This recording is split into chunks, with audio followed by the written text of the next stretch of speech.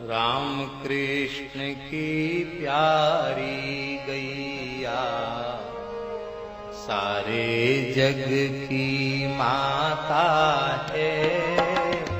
राम कृष्ण की प्यारी गैया सारे जग। तो मुझे स्मृति में है उनका वह उद्बोधन। उस उद्बोधन में पूज्य स्वामी अखंडानंद जी महाराज, स्वामी जी महाराज ने कहा था कि काशी के एक साधक थे,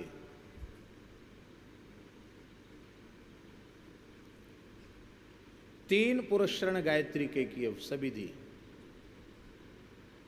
विधि पूर्वक, मौन रह करके, जौ खा करके, गोबर वाले जौ खा करके, भूमि शयन करके, कुशा पर शयन करके, पूरा विधि पूर्वक तीन पुरस्रण गायत्री के किए।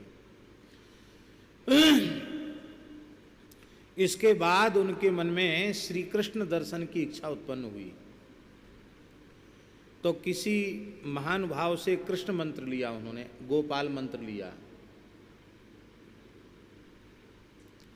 और गोपाल मंत्र के भी पुरस्रण करने लगे भगवत दर्शन के लिए। 18 अक्षर का है गोपाल मंत्र। अष्टादशाक्षर गोपाल मंत्र के पुरस्रण में लग गए। तीन पुरस्रण में कितना समय लगा होगा?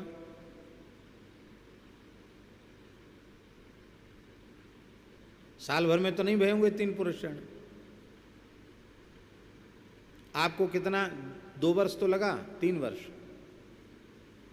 2 वर्ष लगा। तो चलो दो वर्ष ही गिन लो, तो तीन पुरस्रण में 6 वर्ष हो गए। और फिर 18 पुरस्रण उन्होंने गोपाल मंत्र के किए। कितने? सभी दी। लेकिन फिर भी उनको अनुभूति नहीं हुई। तो ब्रह्मचारी थे, शास्त्रों को पढ़े हुए भी थे, तो उनके मन में ग्लानि हो गया। अरे बोले कुछ नहीं है, न तो गायत्री जी ने हमें निहाल किया, न गोपाल जी ने निहाल किया। उनका विचार था कि हम तो विरक्त साधु हो जाएंगे, अभी तो पढ़ लिख कर ब्रह्मचारी थे, अब घर में चले जाएंगे, घर में ही अपना जैसे तैसे अपना गुजारा करेंगे। पहले विचार था कि हम साधु हो जाएंगे, तो घर चल पड़े। और इतने वर्षों तक कहीं गए नहीं, काशी से गए नहीं, और अब घर की रोज चल पड़े।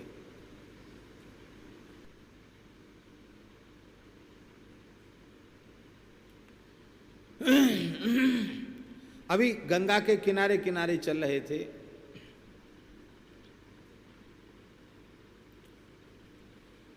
कि एक व्यक्ति उनको मिला। वो बहुत ऊंचे पेड़ पर चढ़ा था, बट का पेड़ था, बहुत ऊंचा पेड़ था, बड़ा विशाल पेड़ था, उसके ऊपर चढ़ा था। और उस व्यक्ति ने कहा, ए पंडित जी, ब्रह्मचारी जी, वो हमारी कुल्हड़ी हाथ से छिटक के नीचे गिर गई है, हमको थोड़ा कुल्हड़ी दे दो। तो ब्रह्मचारी जी बोले कि और तो सब कुछ हम पढ़े सीखे, पर पेड़ पर चढ़ना हम नहीं सीखे, हमको पेड़ पर चढ़ना नहीं आता है, और तुम इतने ऊपर टुनंग पे बैठे हो, हम कैसे तुमको कुल्हाड़ी उठाएंगे? अरे बोले थोड़ा हाथ ऐसे तो करो। तो उन्होंने कहा ठीक है। तो कुल्हाड़ी लेकर ऐसे किया, तो उस व्यक्ति ने ऊपर से ही अपना हाथ लंबा किया, हाथ बढ़ता चला गया, लंबा हाथ, और नीचे से उठा लिया, ले लिया, फिर काटने लग गया।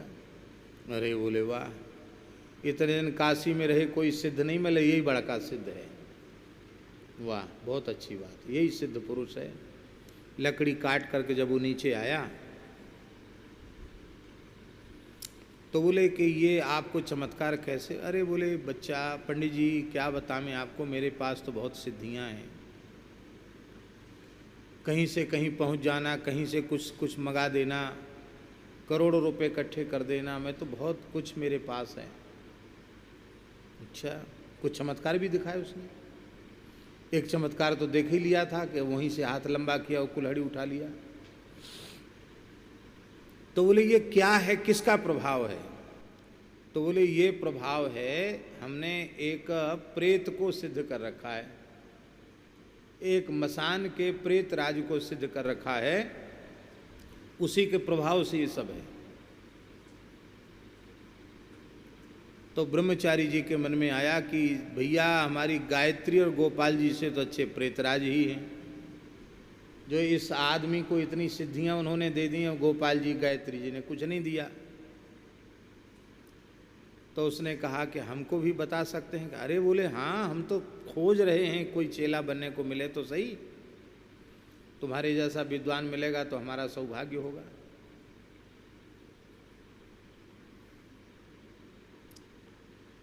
तो बताओ। बोले ऐसे थोड़ी, कुछ दिन तो हमारी सेवा में रहना पड़ेगा। सेवा में रहा। ये जो होते हैं ना तामसी उपासना वाले, ये पहले अपने निकट वाले को पथभ्रष्ट करते हैं, कुछ अपना जूठा खिला देंगे, कुछ ऐसा कर देंगे जिससे बुद्धि मारी जाएगी प्रभु, क्योंकि जब तक व्यक्ति अशुद्ध नहीं होता तब तक इनका प्रभाव चलता नहीं है।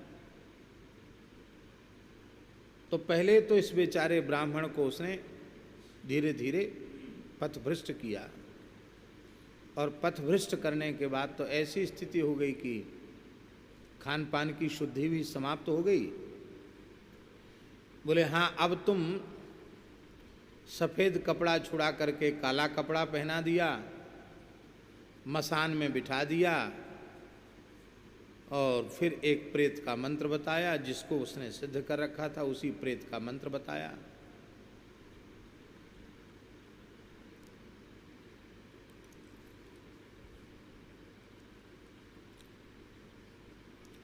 मुर्दा की छाती पर बैठकर जपने का था। अर्धरात्रि के समय मुर्दे की छाती पर बैठ करके उसको जपने लग गया। तो वो शक्ति जो थी, बहुत ध्यान से सुने, वो जो शक्ति थी वो आई। तो उसके जो उस गुरु था ना तंत्र वाला, उसने कह दिया था कि देखो सिद्धि आवेगी तो तुम स्वीकार कर लेना, डरना नहीं। वो पीछे खड़ी थी सिद्धि, वो प्रेतराज। उसने कहा मैं प्रसन्न हूं तुम्हारे साधन से, क्या चाहते हो मांग लो। उसने सिखा दिया था कि बस और कुछ नहीं चाहते हैं, तुम हमारे बस में हो जाओ और हम जो कहें सो तुम करो, इतना कहना। इसके मन में आया कि वो तो कहते थे कि तुम डरना नहीं, तो हमने तो देखा ही नहीं, पीछे से क्यों बोल रहा है। तो मांगने से पहले ही उनके मन में आया कि मैं कहूँ तो सही इसको कि भाई तुम दर्शन क्यों नहीं दे रहे हो, पीछे क्यों खड़े हो। तो बोले वो ब्रह्मचारी जी ने कहा कि भाई वरदान तो हम पीछे मांगेंगे, पहले आप ये बताइए कि आप पीछे क्यों खड़े हैं, सामने क्यों नहीं आते हैं। अरे तुम्हें अपने काम से प्रयोजन है कि ये ऊट पटांग प्रश्न कर रहे हो। नहीं नहीं, बताओ बताओ बताओ। बोले हम पीछे बताएं, पहले बाद में मांगेंगे, पहले आप बताइए कारण। बहुत पीछे पड़े तो उसने कहा कि तुमने गायत्री का पुरस्मरण किया है, गोपाल मंत्र का जप किया है, तुम्हारे शरीर में इतना तेज है कि मैं तुम्हारे सामने पड़ूंगा तो भस्म हो जाऊंगा, इसलिए मैं तुम्हारे सारे काम करूंगा लेकिन कभी जीवन में तुम्हारे सामने नहीं आ सकता।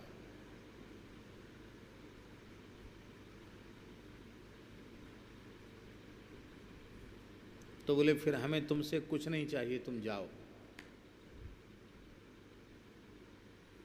वो तो गया, लेकिन वो जाते जाते उपद्रव करके गया, वो बेहोश हो गया, मूर्छित होकर गिर गया, क्योंकि सिद्धि को लौटाने का भी प्रभाव तो आता ही है। वो बेहोश होकर गिर गया, मूर्छित हो गया, फिर होश में आया और गुरु उसका बैठा बैठा सब देख रहा था क्या हो रहा है। तो भाई तुमने ऐसा अवसर क्यों खो दिया। बोले हमने अपना धर्म बिगाड़ा, तुम्हारा जूठा खाया, जो नहीं खाना चाहिए वो खाया, जो नहीं पीना चाहिए वो पिया, काला कपड़ा पहना, संध्या गायत्री छोड़ी, सब छोड़ दिया। इतने भ्रष्ट होने के बाद भी गायत्री के जप का, गोपाल मंत्र के अनुष्ठान का इतना तेज कि तुम्हारा जो इष्ट देवता है वो कह रहा है कि तुम्हारे सामने आकर मैं भस्म हो जाऊंगा। तो भैया ऐसी रिद्धि सिद्धि तुम अपने पास रखो, हमें जीवन में कोई अनुभूति न हो, कोई रिद्धि सिद्धि न हो, तो भी हम तो अब भगवान को ही भजेंगे। बड़े अच्छे ढंग से पूज्य स्वामी जी ने ये चरित्र सुनाया था। तो बोले कि वह साधक फिर लौट के काशी चले गए और फिर काशी के बड़े महापुरुषों के चरणों में बैठकर उन्होंने कहा कि मेरा इस प्रकार से पतन हो गया है, तो मेरा प्रायश्चित बतावें। तो ब्राह्मणों ने जो भी प्रायश्चित बताया वो प्रायश्चित तत्त कृच्छ चांद्रायण आदि उन्होंने किया। बहुत समय तक पंचगव्य पर ही वे रहे और इसके बाद फिर भी अच्छे साधक हुए, नैष्ठिक ब्रह्मचारी रहे, अच्छे साधक।